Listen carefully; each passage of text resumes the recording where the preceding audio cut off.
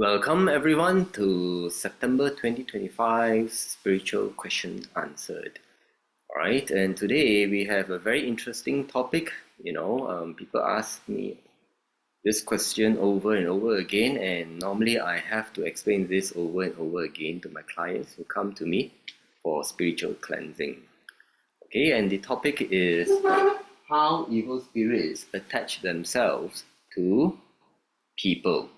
Okay, in case you don't know me, my name is Kat, co-founder of CordyKet, and since 2015 we've been doing spiritual work and also teaching about it.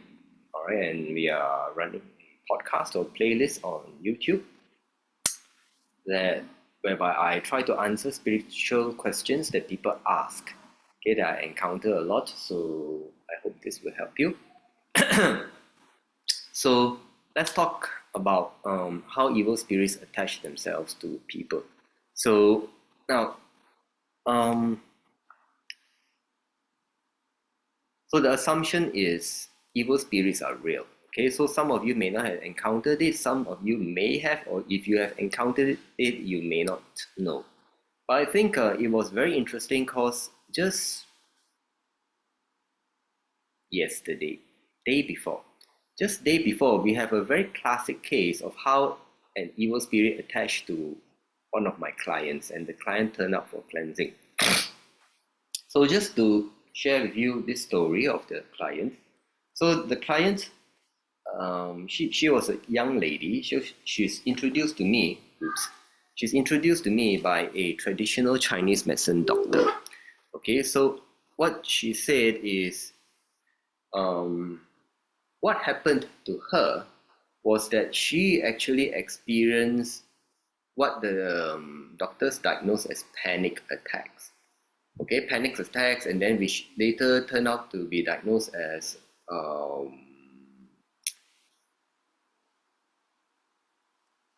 gastric. She was also diagnosed with gastric, and then she was, because of her panic attacks, which the doctors couldn't find any physical reason for, she was also referred to the psychiatric department, but she didn't exactly go. Okay, so she came here on Thursday. All right, so she came here on Thursday and she explained, she told the story to me and my assistants, right? So her story goes like this. So she was at home eating, all right, when suddenly she felt her heart beating very fast, and of course she was thinking maybe this is a heart condition.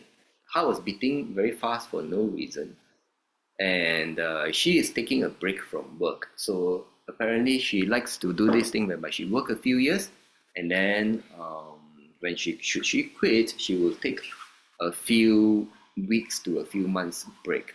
So she was taking a break from work, and she was just eating at home when her heart began to palpitate or just beat very fast, and she thought it was very unusual. So she went to the a famous local private hospital, right, to do all. No, she went ER. She said she went ER. Okay, so she said she went to ER, emergency. Yeah, she went to emergency because the heart was beating really fast. So she went to ER, and then the doctor ran all the batteries of tests and everything, right, including ECG. And the doctor told her there's absolutely nothing wrong with you. And the doctor diagnosed her as having panic attack and gave her a memo for introduction to a psychologist or psychiatrist. And she didn't go. So she left it as that. She, occasionally have this thing, the heart beating fast, and eventually she have some other symptoms, and some other symptoms was gastric. Okay, gastric. So let me just write down some of the symptoms. So some of the symptoms that she experienced.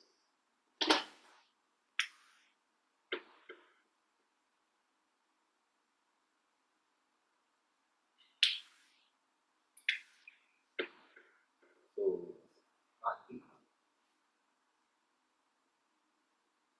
very fast,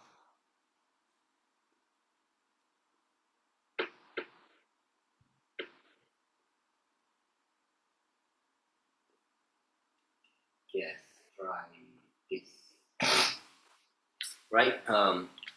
Normal term gastric. So she had symptoms of gastritis. Doctor diagnosed it as gastritis or heartburn, right? He said gastritis, heartburn.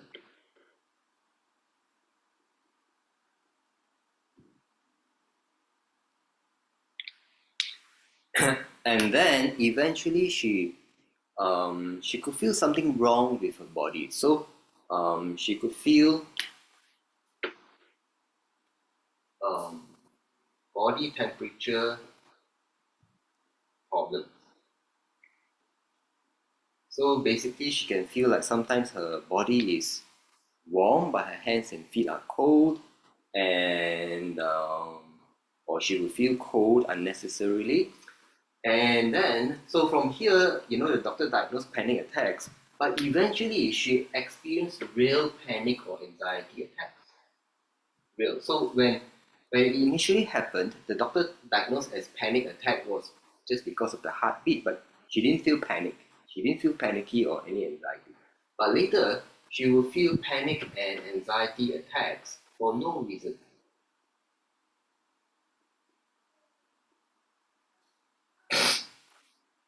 Right, and the body temperature problem. So she went to see a traditional Chinese medicine. For those of you who are not familiar with us, we are in Malaysia. So we have both the Western medicine and also the traditional medicines, and we have a variety of race and cultures here. So she's ethnic Chinese, so like me, yeah, I'm ethnic Chinese, but I'm Malaysian. So she went to see a traditional Chinese doctor, and for especially for all these symptoms, and the traditional Chinese medicine doctor is an energy sensitive, so he can sense when things are, you know, um, things are wrong, and when it's not just a case that traditional Chinese medicine can cure. So he if traditional Chinese medicine doctors, they will take the pulse and everything, and he referred her to me, and so she came here, and this is her story. So me and my assistants, we did some energy reading, and then we explained to her. All right, I explained to her that essentially what was happening to her is, a standard. She's a standard case of an entity disturbing her and attaching itself to her. Okay, so which I think, this case is just 2 days ago, so it will be very fitting for this talk. So there will be all these symptoms. It's quite classical. Maybe it missed out some other symptoms, and I can talk about it. So how do the evil spirits attach themselves to people? Okay, so just to finish off the story with this lady, yeah, with this client. So basically we healed her. So first of all, we removed to heal her, we have to remove the evil spirit, right? We removed the evil spirit. She felt a shift, and then we have to heal her energies, and right, and then she could feel her body getting warmer and warmer as more and more healing is done on her, and after that she felt quite good. So she went back, and just today, I think maybe an hour earlier, she messaged me, and she said that, hey, Kat, I just went to a restaurant to eat. I think it was dinner, and when she was at the restaurant, she didn't feel too good. Right, she didn't feel too good, and she felt something happen to her. So she felt something happen to her, and she didn't feel good all the way until she came home. So she messaged me. So she asked me my opinion, and just based on her symptoms, I told her it's likely that she caught another evil spirit from outside, right? And so she asked me what to do. So I told her to recite a mantra, a Buddhist mantra, for at least half an hour. And after that, she felt much better. She felt warmer and she felt much better. All right, she did kind of like puke. So I think something attached to her. She felt sick and she wanted to puke. Right, so she did the chanting of mantra, Buddhist mantra, for about half an hour. After that, she felt much better. I recommended a Buddhist mantra because she's a Buddhist, yeah. So she asked me, um, why did it happen? Now there may be a number of reasons. So those of you here who are, if you're in Malaysia, you will know that now this month is the Hungry Ghost month. So those of us who are locals, who are Chinese especially, we know that during this month the spiritual activity is higher. And for her, her body happens to be very weak. Because she had this problem, right? She had this problem for about 4 to 5 months. She's a very thin lady. She's a very thin lady, and she lost a lot of weight. She was so skinny, right? Because when this thing happened, she had no appetite at all. So she lost a lot of weight, and the body is quite weak. And even though we return her energies, so some spirit also managed to attach itself to her. But there are actually reasons why, and I hope to help everyone understand why. So all this will come under this topic that I really want to share with everyone: how evil spirits attach themselves to people. Now, most evil spirits cannot just attach themselves to people because there is something that prevents it from happening. All right. So um, this is like most people. Okay. Now, most people have something that keeps away evil spirits.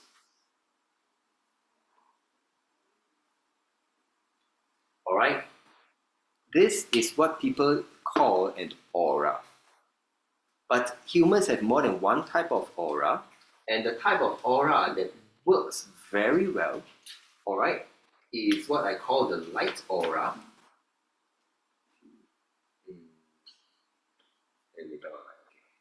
It's a light aura. So people see this aura as an invisible form of light.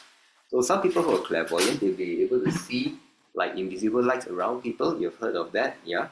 So it's called light aura. The Indians will call it prana. It's made of prana. So there is this light of prana aura that keeps away negative energies, which includes evil spirits, all right, ghosts and so on. So the ghosts, they all cannot come near. Right.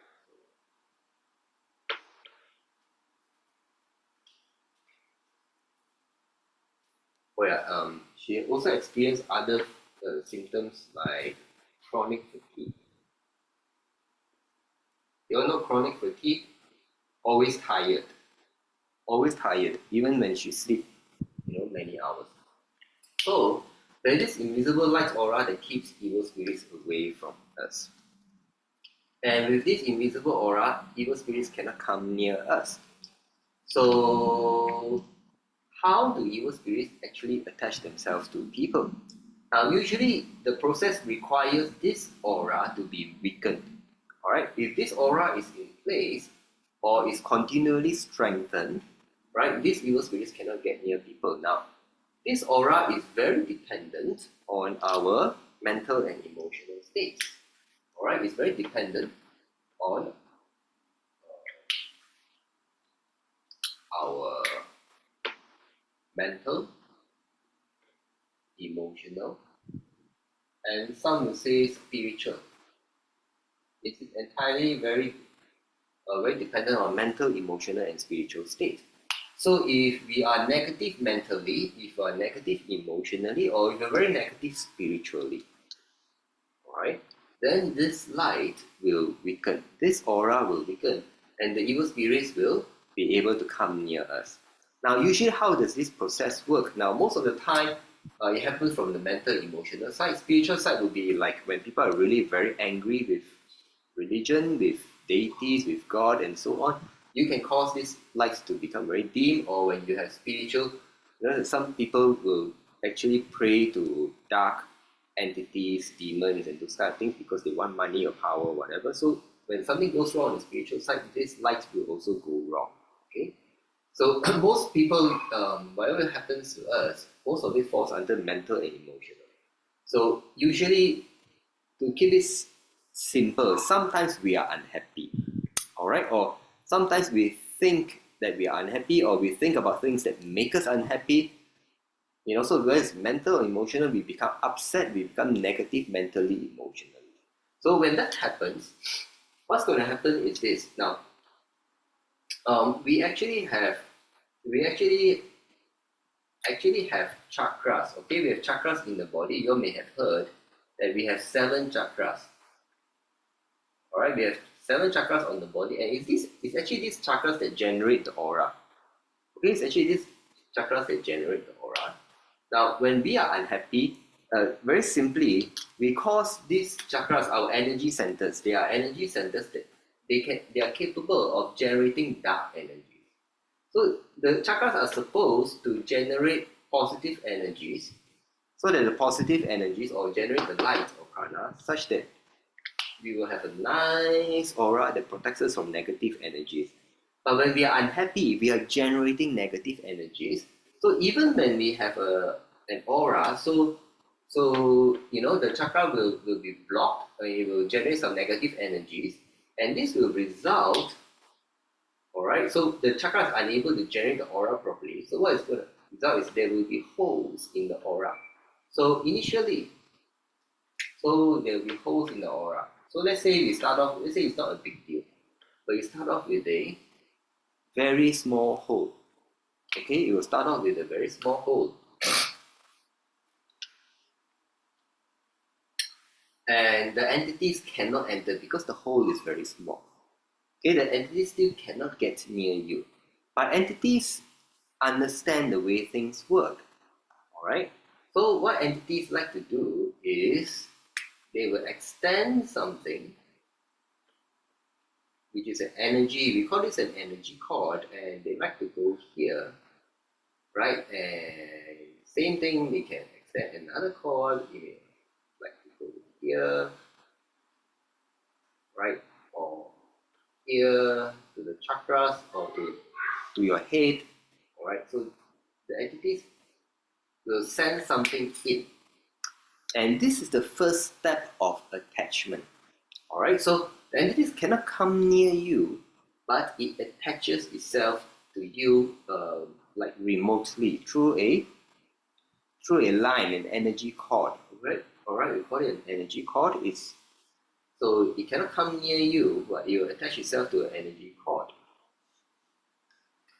So how does this relate to this? So this is the first level of an entity. The very first beginning of an entity attaching. Now, for those of you who've been following us, alright, we teach light meditation, and a basic thing that I teach people is this. Right? So we have these chakras will create the aura, but something creates the chakras. And there's something that creates the chakras, it's actually there's an invisible light in our heart. Alright, I'm trying to draw a heart here. Got nothing. Okay.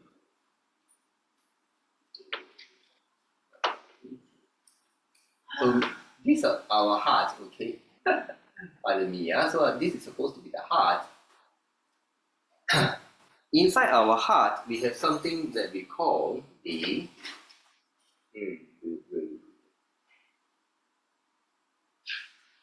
pure light.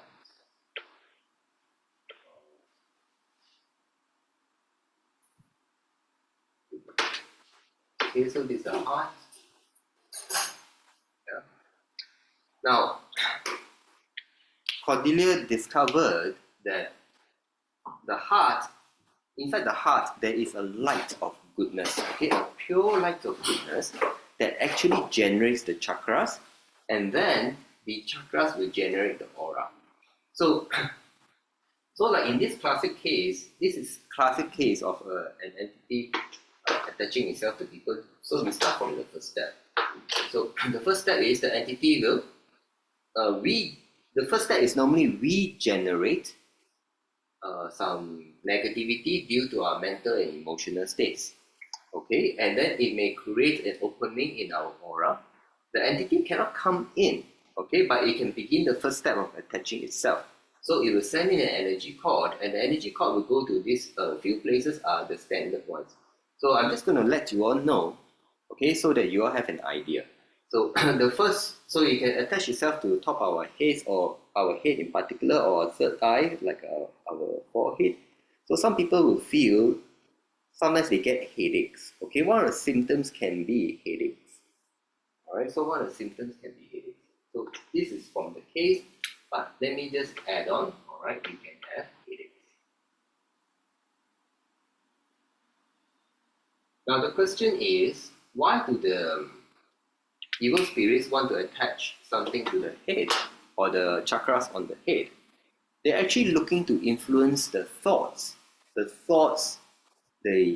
of their victims. All right. So when they attach, they can start to send messages to your brain or mind that the victims may not be aware of. So some people can actually hear these voices in their head. Some people can't, but it doesn't matter. So if you understand the way the mind works, we have something called the subconscious mind. And the subconscious mind picks up all this stuff. All right, so that's why so some of these entities may be egging someone to commit suicide, to kill people, and so on. So what's happening is, one of the standard ways is they attach themselves, send a cord and attach themselves this way. So that's why they want to attach themselves to the head. Now, another very common place where they attach is at what we call the solar plexus area. All right, so this is supposed to represent the solar plexus chakra. All right, and so the solar plexus area is not just a solar plexus area. It is a place where we generate a lot of energy. All right, so some of you may be very familiar. Now, you know what are the times whereby we generate a lot of energy? Especially think of the times when you've been angry. Have you ever been so angry and you feel something coming off your chest, but it's not coming out from the upper chest, it's like coming from the middle, and you can feel something coming from here. All right, so it's being generated by this solar plexus area. And what you're also going to notice is often after you have a bout of anger, you're going to feel very tired. So one reason for that is after you generate a lot of anger energy, you use up your energy and then you feel very tired. Now another reason is sometimes when you generate it, you weaken yourself, you cause an aura hole. Okay, you cause an aura hole, and then the entity will send a cord to connect to your solar plexus area and start to take and feed off the energy that you're giving, which is negative energies. And these are evil spirits, negative spirits, or spirits of negative energy. So you feed off your negative energies, and it gets, so the entity will become bigger and bigger. So you become bigger and bigger. It gets stronger and stronger. Okay. So now, how to explain the symptoms that the client that they had? Yeah, excuse me just for a moment here.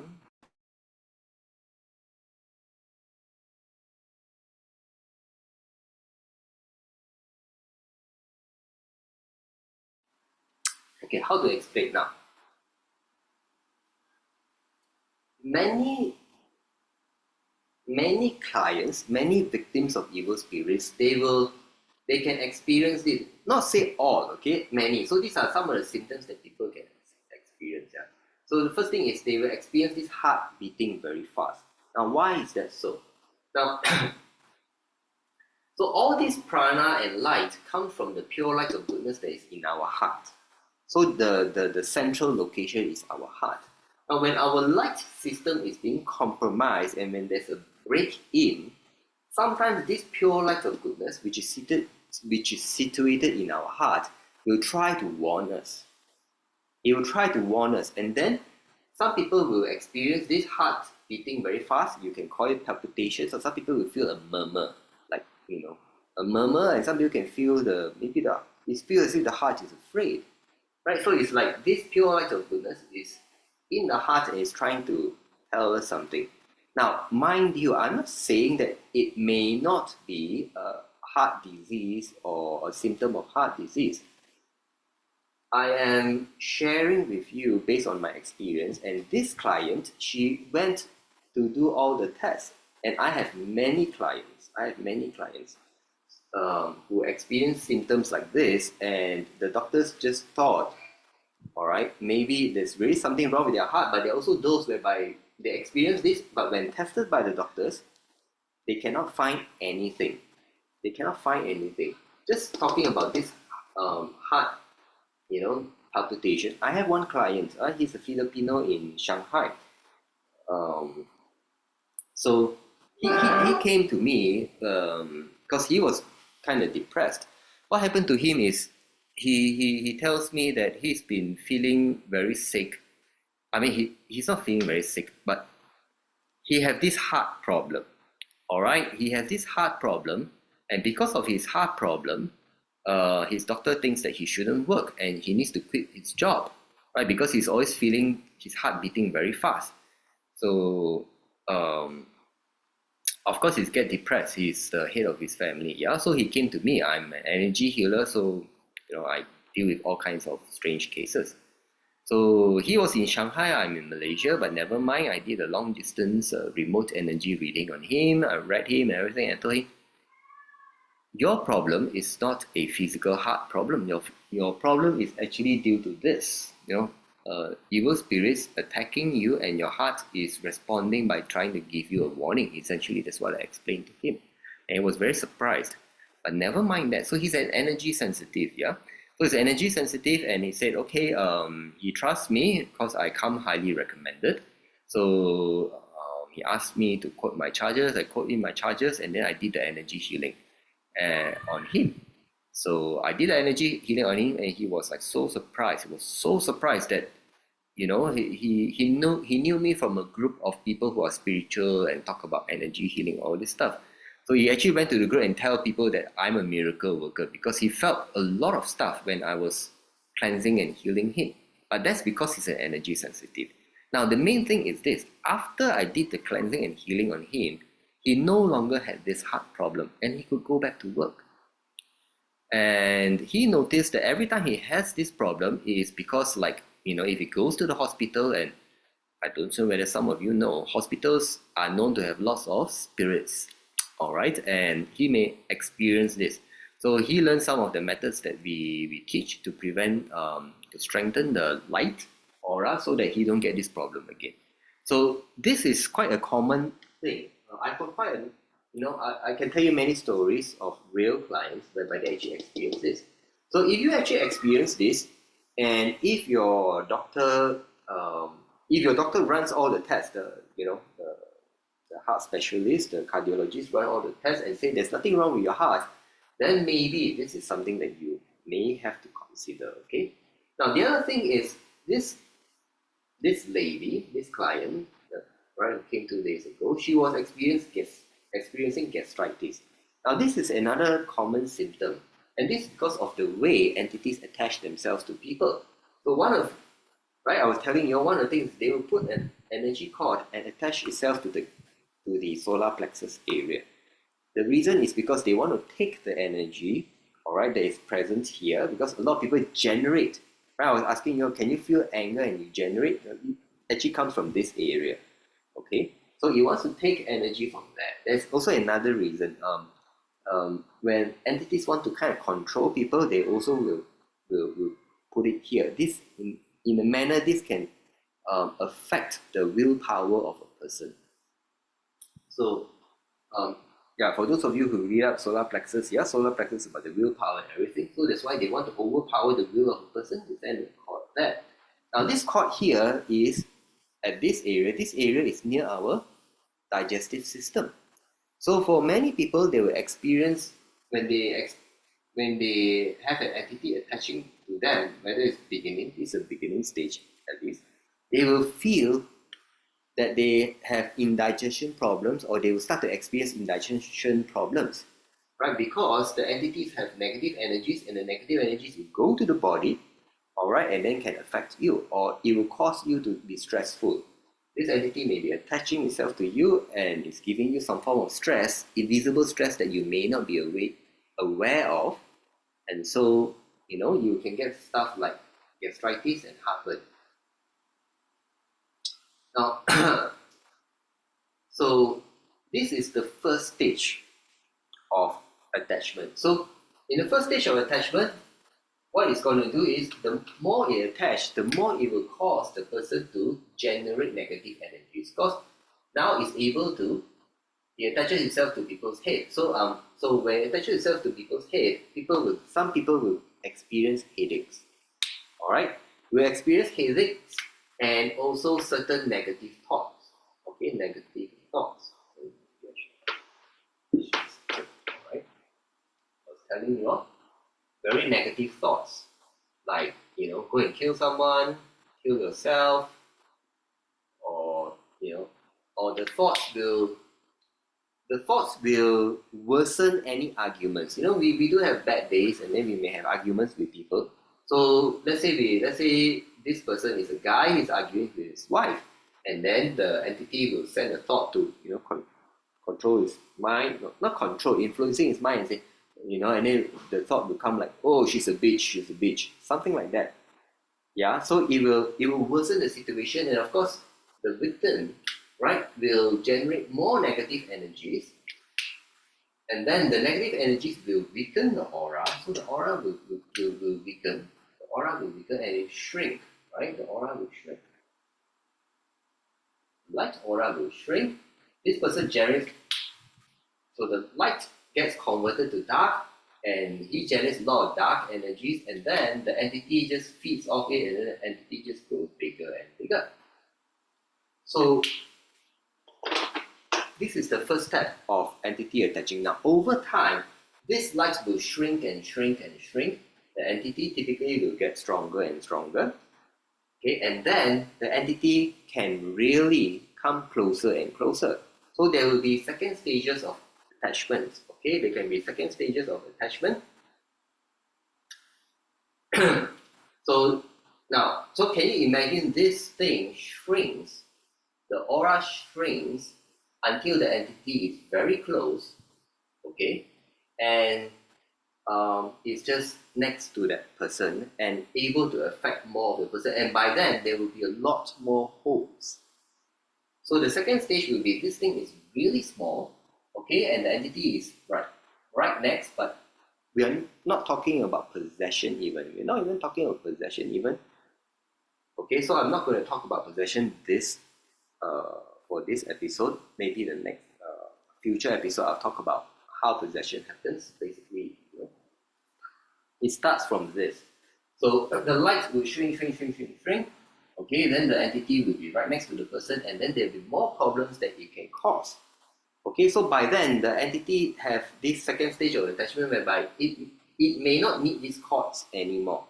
Alright, and it's attaching itself to aura. So from cord attachment, so it will proceed from, first step is like a cord attachment.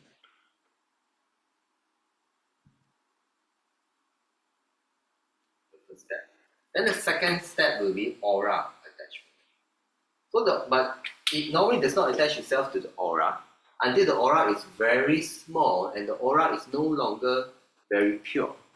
So, but over the time that it shrinks this aura as it feeds on people, it is also influencing the person's mind. It can cause a person, right? It will affect a person mentally, emotionally. So mentally, emotionally, a lot of people will end up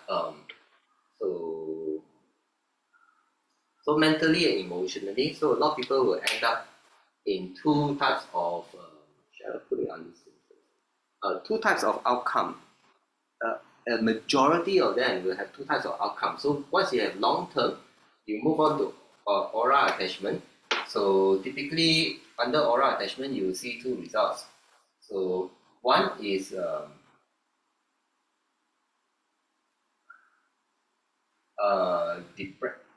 depression and sadness of kind. The other type will be aggression. So in general, so the mental emotional states, by the time it goes to the aura attachment, most of the victims will fall under one or the other. Most, not all, okay? So many of the victims will turn out to be this. Now, as they go through this, the entities will be able to influence and give the person panic and anxiety attacks. So this is when the aura shrinks, so the entity is able to come very close, it can actually cause a person to have panic or anxiety attacks. Now, if I've never had a panic or anxiety attack, okay? Um, but I've encountered many clients, all right, who come to me and tell me about these panic and anxiety attacks, and it's just like it doesn't make sense. For many of them, it's like out of the blue, they will have a panic or anxiety attack, and they're just afraid, afraid for no particular reason. There's nothing to be afraid of. It's like nothing happened, nothing specific happened that will should trigger their anxiety, but they just suddenly just feel, oh, I'm very afraid, I'm very afraid, I'm very afraid, or I'm very anxious, I'm just very anxious, and the the emotional center, like the heart here, just I just feel very unsettled, and I'm just anxious, and I'm just afraid, and I'm covering. So in general, there'll be two types of people. So the people who are generally weak-willed, I don't mind, yeah.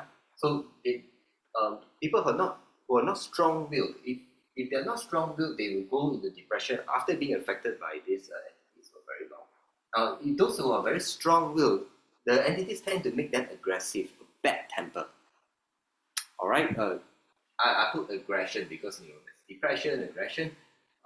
They may not be aggressive physically, but they can be aggressive verbally. So they will have very bad temper. These are the majority of the cases that I see. All right. So other than this, so panic anxiety attacks, they can be very bad temper. Or now it's not to say that the person cannot have bad temper, and not to say all people with bad temper are affected by evil spirits. I'm not saying that. Now, if you are a reasonable person who occasionally has temper and you're strong-willed, and if you have an entity attachment that gets all the way to the aura stage, all right, you may find that for these people, these victims, they can have suddenly very bad temper, very bad temper. This is a majority of the cases that I see. Okay. Now, because the entity is, even from the cord attachment stage, all right, so chronic fatigue is just very simply explained because the entity will feed on the energies of a person. Okay, you feed on the energies of a person so that it can get stronger and stronger because the entity, the evil spirit, is just an entity, a consciousness in energy form. It wants more and more energy, right? So you feed off, and then the victims will normally experience chronic fatigue. All right, so all this will account itself. Now, this is the so they will attach itself to the aura. Now, when the aura depletes, until the aura does not even it's not even outside the body. All right, so the light weakens, the pure light of goodness weakens, the chakras weaken until so much that the aura cannot even come up to extend itself outside our body. What happens? All right, so at the very cups, the first thing is, so here is the entity attached to aura. Then the third step is the entity attached to the body.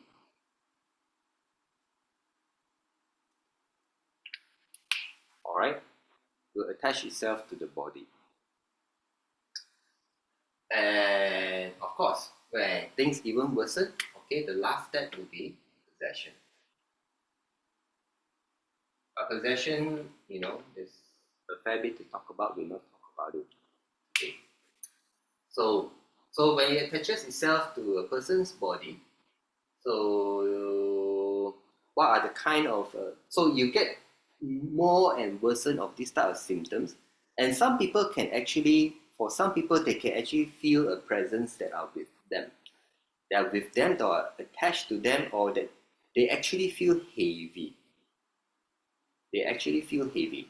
Now, many of these cases, so the moment, so if it gets to this, all right, let's say, so typically, so we're talking about attachment is here. So here it's not considered attachment, all right, possession, right? It's something more serious.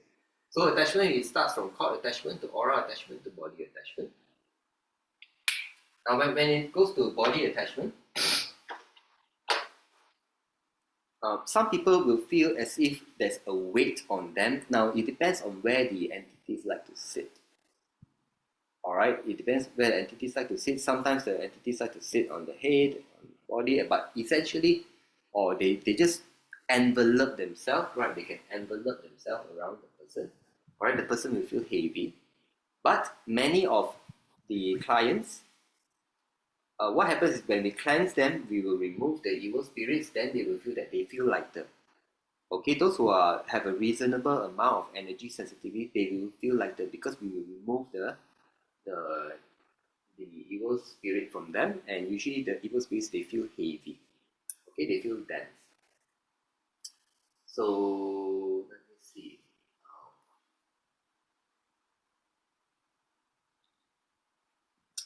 All right, so Stephanie is asking a very good question. Do how do the entities choose who to victimize? Okay, so roughly I've covered everything that I want to share with you all. The next thing that I will want to cover is, of course, what to do.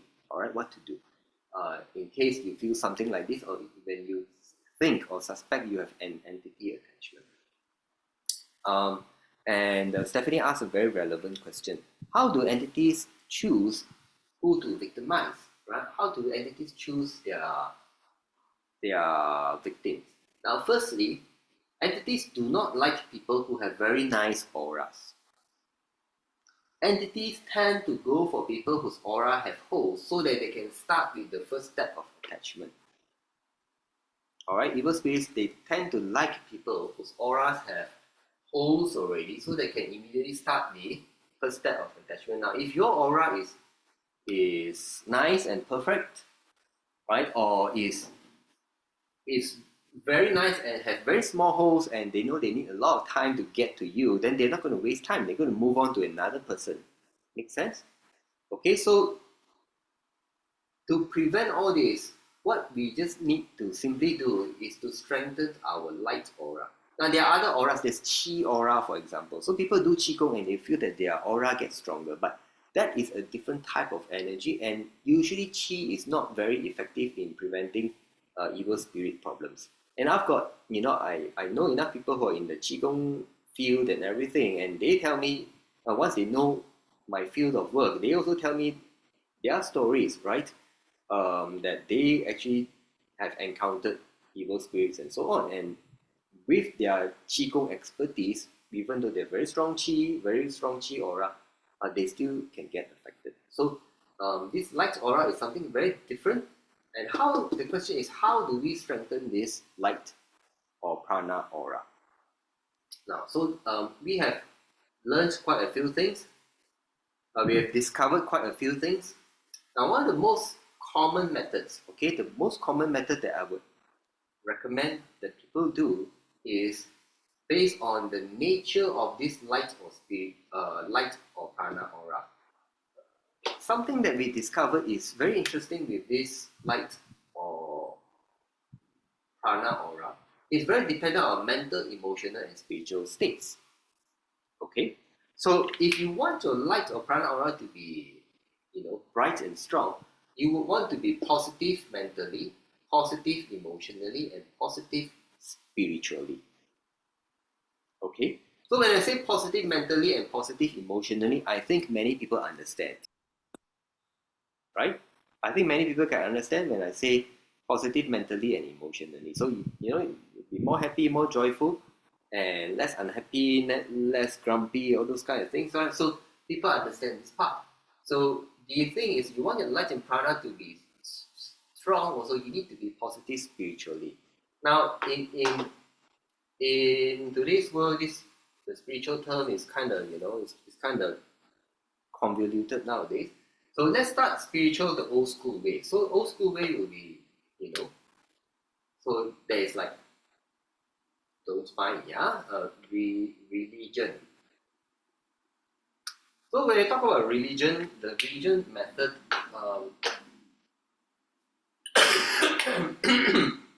excuse me, I'm recovering from flu. Now, so all spirituality is religion. And in religion, you have your religious ways of religious practices. So doing some of those religious practices, as long as they're positive practices, it does help strengthen your light or prana aura. Now, especially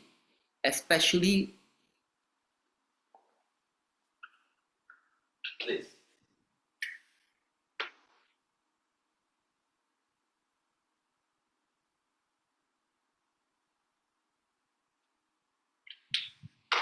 Prayers and mantras. Now, many religions have their own prayers and mantras. You would want to use those that are, for me, I find that those that are quite famous are usually the most reliable. And there are many people who try prayers and mantras that are not very well known, and I noticed that the effects on the prana aura is not so strong.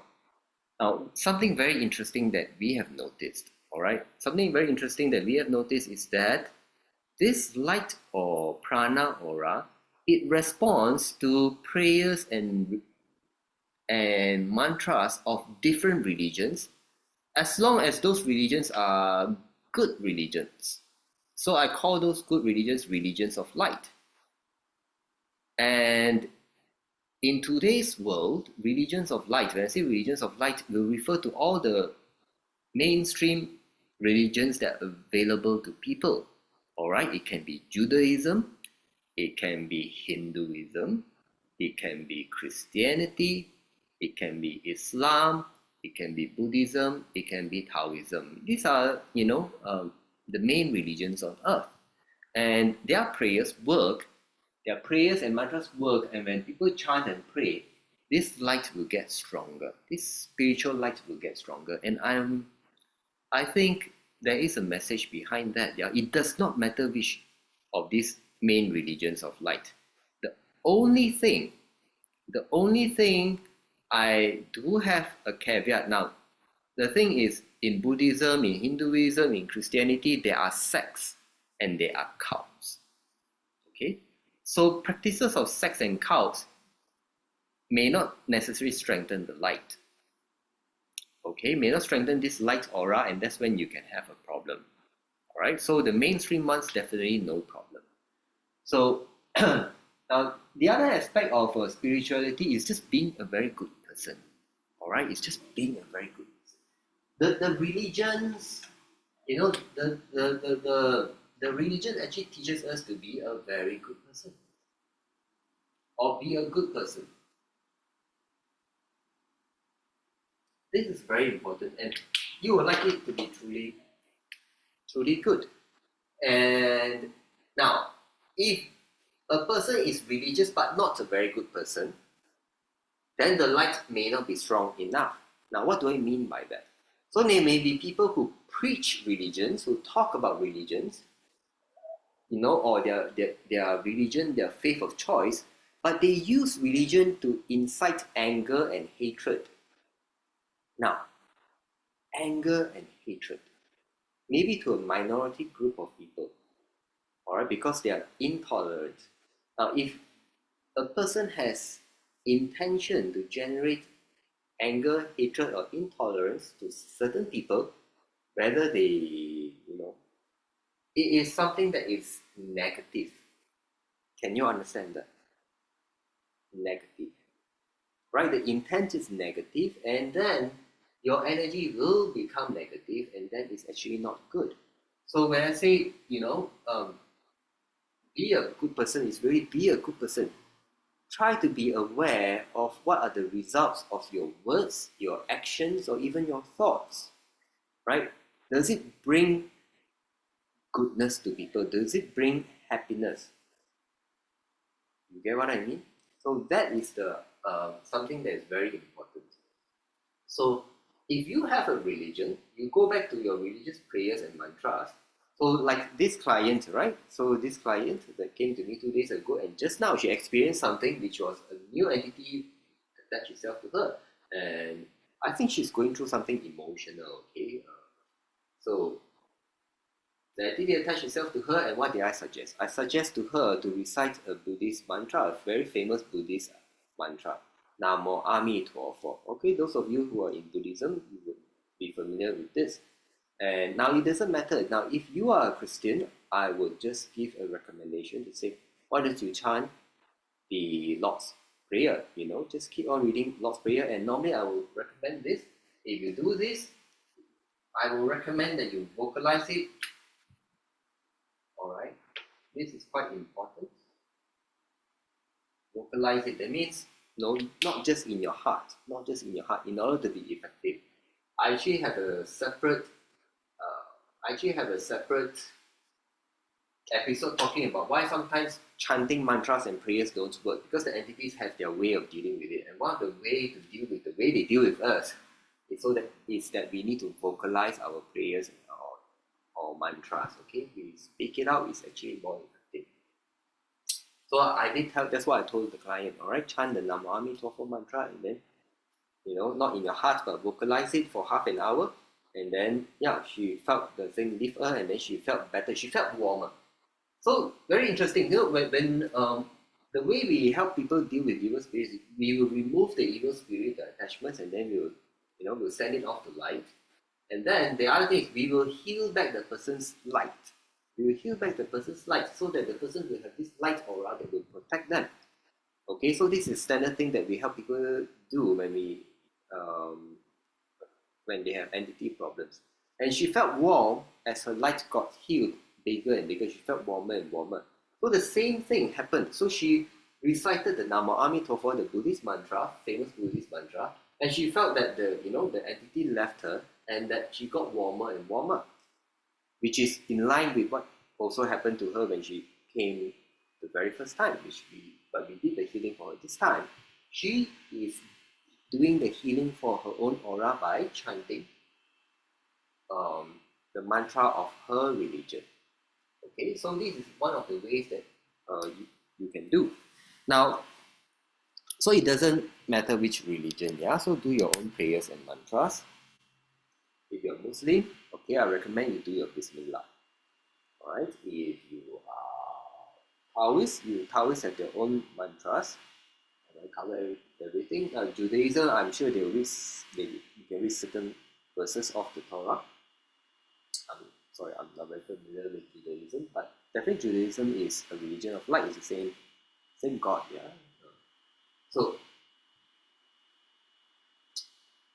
the question is, what if you are not religious?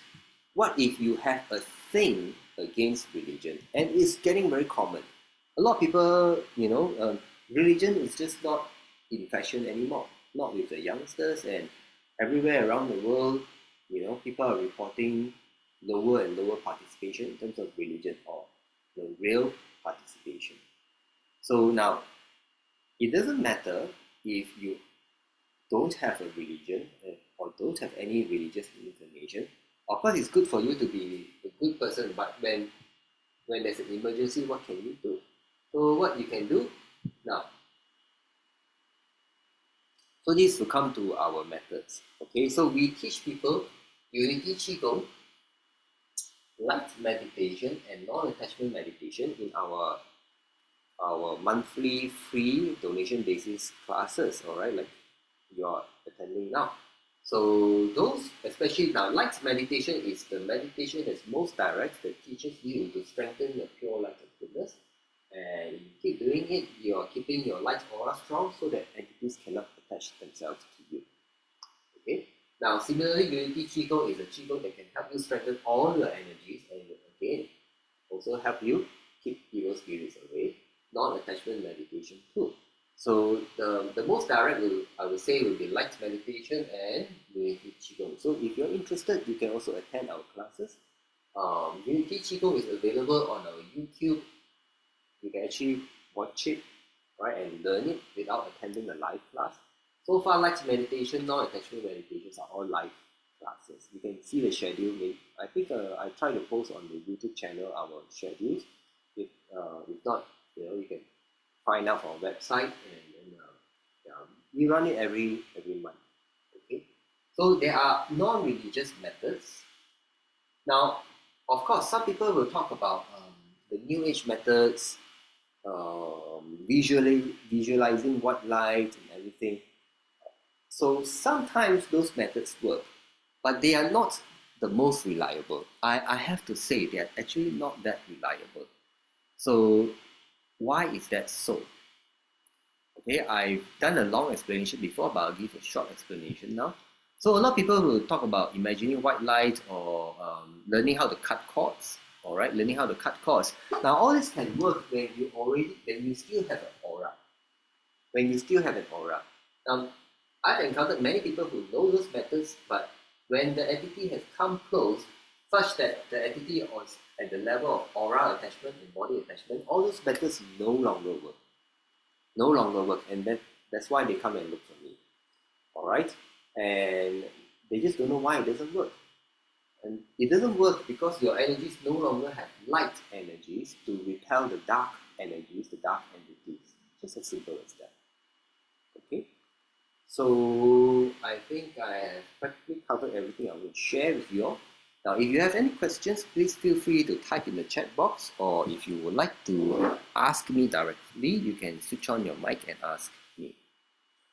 So Stephanie has another question. Does it help to be happy people or people with high energy, or hang around churches? Yeah, all three is valid. All right, if you are a person who's happy, a person who have high energy, positive energies, all right, not high negative energies, high positive energies, it will help you keep the entities away.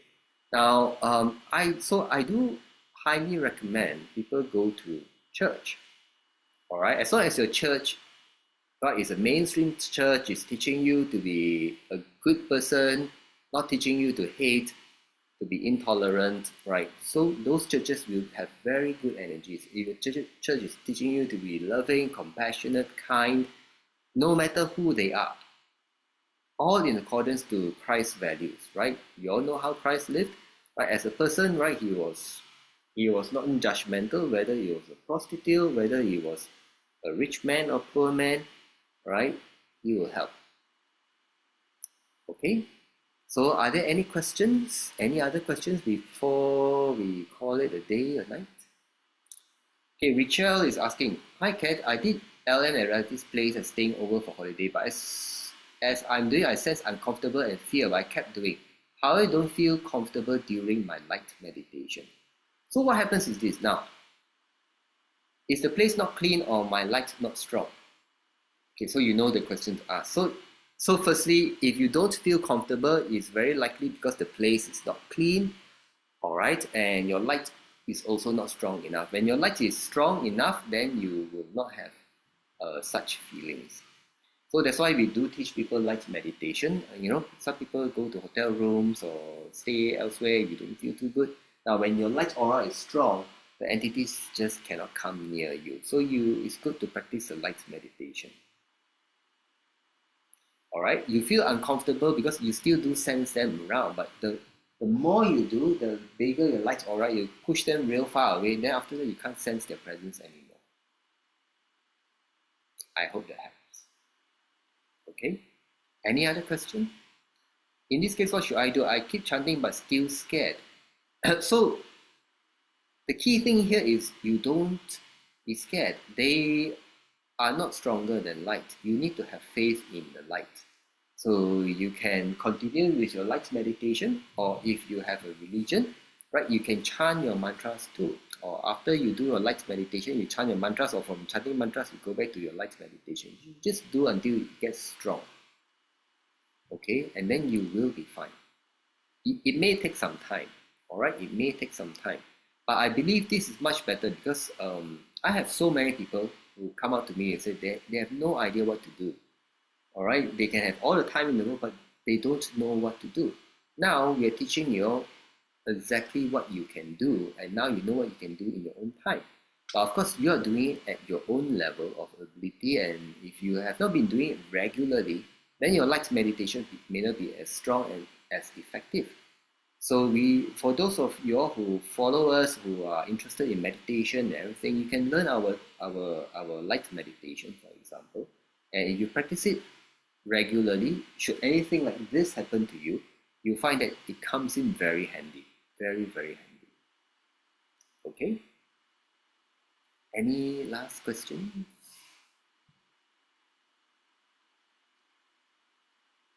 Okay. Thank you for joining me. Now, if you are interested, it so happens that tomorrow night at the same time, 9 p.m. Malaysian time, I will be teaching a light meditation class. Okay, if you're interested, do join me. Otherwise, I thank you all for joining me now, And I hope to see you all again. To those of you in the podcast, okay, thank you for watching and have a good day, good night, and goodbye.